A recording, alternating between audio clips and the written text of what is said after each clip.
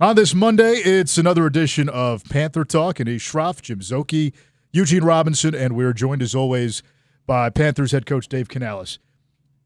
Let's start with this, Dave. Just the last 2 weeks, how do you process Atlanta and New England side by side? To start off, 2 great weeks of practice where the communication, the execution, the anticipation of what's coming, really in all phases, has grown. And to see the disparity of the result from a 30-0 day where the Falcons did give us the ball 3 times, and then the flip side of giving up the big punt, explosive plays, losing the field position battle, and then offense not being able to sustain.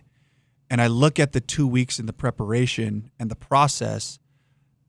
I look at the execution, and I'm like, okay, we need to be able to carry this over consistently and go out there, play with each other, execute the way we know how to be a competitive team.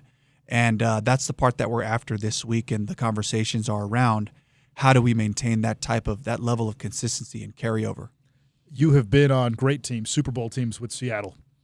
When you find that consistency, what does it look like? It's the players, and it's routine. It's the process, but it's the players' ownership of what we're doing. It's the players' care and focus for how to execute together, holding each other accountable. It's not enough to show up and go to meetings, walk through, and practice. They got to talk beforehand, in between, afterwards, and be on the same page while we set the foundation, we give the information, we ask the players to trust us with that part of it. Then when you really hone in on the details and it really becomes important, you can see the dialogue happening with the players out there. How do we iron this thing out? I think it's better if we move this out. Coach, can we move this out a yard? And it's that give and take where it becomes special. And that's what I'm seeing grow, but we have to be able to carry that over from the week to the game. And, Coach, we've always lived by this 24-hour rule. And I would tell you honestly, sometimes on 24-hour rule, when I've lost the game, it would stay with me a little bit longer than 24 hours. I wonder, what is your rule, and does it stick with you? Does the 24 hours, does it mean you just move on, or as you go through the week, do things just come up in the mind, oh, we should have done that, we should have done that? I think it's the reaction to whether you won or lost that you need to move on from. But there are so many lessons in every game. That is the greatest teacher. The greatest teacher is we are exposed by the camera and by this opponent that we're playing, and we see what we can do well and we see what we need to work on. And those are the lessons that you have to take with you. You have to address the things that you need to improve on in that week. So, and you have to capture the things that worked well, what worked well for us, and we have to be able to build off of and correct the things that showed up in the last game. So that part doesn't go away from a technical standpoint. It's just the feeling of whether you won or lost that you need to quickly move on from, because it's going to take all of your energy to be able to play an NFL opponent week to week. It requires all of your focus. You can't lose emotional energy based on the outcome of a last game to be really focused on the improvement that you're looking for week to week. In a week like this, we heard from Derek Brown, obviously Chuba Hubbard. You got some real team leaders in there. Did you like the response of the players receiving the message you were giving them after this game in terms of getting things corrected and the players taking that ownership? Absolutely. They're accountable. The coaches are accountable as well. We have to look at ourselves. We have to evaluate all of our processes.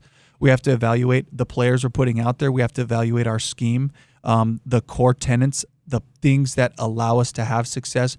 What are we playing that's been most successful or most consistent? And can we hone in on those things and get really good at those things? Injuries hit you guys pretty hard in that game on Sunday at receiver, with no JT Sanders at tight end, offensive line. Can you give us a snapshot of the health? I know you don't know everything, but a quick snapshot of where you guys are from a health standpoint. We just count on the next guys to come in there and execute. And, regardless of who that is, we still have a bunch of players out there that play at a high level. And those guys also have to bring them along and give them the confidence. You can come in here, you can do it. We're counting on you. You've put in the work, and let's go. And, that's really the mentality that we take. Coach, how easy or how hard is it to correct things on the field, particularly when we looked at the punt return and then we see another punt return? How hard is it to correct that on the field in real time? I think the importance is not to overcorrect. The there are fundamental principles that we teach. There's a fundamental way that we try to create group tackling, and we just have to be disciplined about that, because the minute you try to overcompensate for one thing, then you get exposed in another area, and the ebb and flow of that can be deadly. It can be really painful, and it showed up on the second punt return where guys are trying to make a play, and they kind of play out of their normal spot, and then we're exposed in a different way. It happens on offense, in the protection game, or in the route concept, or the run game with the back, and it's like, this is where the run's supposed to go, and if we look for it to go somewhere else, you can get into trouble. Same thing on defense. If somebody gets beat by a certain part, someone else can't try to fill into that spot. You have to keep playing your role. We'll correct the technique issue on the first part of it, but those things can snowball. We have to be studs. We got to be disciplined about just continuing to execute our assignment. This is more about moving forward, but there were some, sometimes you win and there's some things that get overlooked that were negative, but in this case, there were some good things that happened in a tough loss. Running the ball for almost 130 yards, 4.5 yards per carry, stopping the run. Those are things that will travel forward that maybe give you some building blocks. Absolutely. As we continue to formulate the identity of this team, there are things that you can learn from. Again, like we talked about, that you want to carry with you. The hard lessons for sure, but also the positives of a new player finding a way to contribute in some way, shape, or form, whether it's special teams, defense, or on offense. We're gathering a lot of information about who we have, and that's what today is about connecting with each other as a staff, talking to our players, and making sure that we get the right guys out there to execute the things that we want to get to. One of the things that we saw, young player Teteroa McMillan, already 4 games into his career, teams are scheming around him, and we saw the Patriots try to do that a little bit. What does he gain out of that going forward for his growth? Just the resilience to keep playing football. You got to just get out there, and regardless of the score, at the end of the day, you're a pro. Go out there and be a star. Regardless of what the score looks like, just continue to perform at a high level. Continue to find a way to battle through things that come up with your body. You got to find a way to just continue to work, and he did that for us last week. And Coach, how does particularly when we see the offensive line, because that's such a big part of what you do, from everything from running to throwing the ball. With the mix of the offensive line, as you move forward, how do you envision that being, and what guys you envision being there to go ahead and help you move on, to go ahead and take advantage of Bryce's arm and also the running game that you guys have?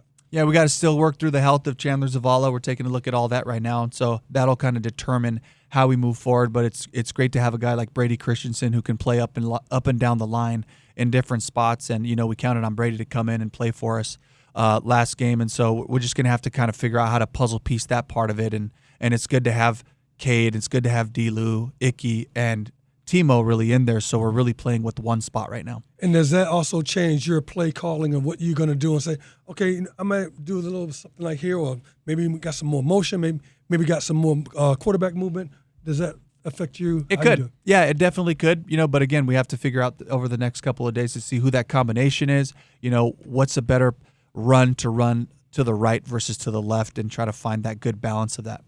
Got had a lot of reps and success out of this current draft class, 2025, and a lot of folks ask us about Jimmy Horn. Depending on what your needs are at receiver moving forward, what have you seen of him so far in his growth? Yeah, Jimmy has been just working hard. He's been studying. He's really, last week was his best week of practice, and just really giving us speed, a guy that the guys love to throw to, and right now he's going to get an opportunity, based on where we're at. So we'll get Jimmy out there and have a package for him, and also we're just counting on him. Like when you go in there, be a guy we can count on, and play fast. Dave, last thing for me, the splits from being at home, being on the road. You mentioned, hey, process stays the same, but that is one variable that changes. Yes. So when you go back and you look, is there anything that jumps out to you? Hey, we're doing this at home. It's something that we maybe can't do on the road because you're not here. How do you kind of compare those two? Yeah, we have to just continue to meet the challenge of the communication that it takes to get out of the huddle, to be out there on time. I thought we did a really good job of that outside of a couple of snaps. There was one headset issue. Bryce and I was kind of, he couldn't quite hear it, and then pretty much from there, he operated at the line of scrimmage. He got the ball snapped, and we got the play started. So that's a place where we continue to get better and grow. But then you also just have to be sensitive with noise in crowds, how much movement you do pre-snap, and making sure that we can execute the precision that those snaps require, when we're on the road.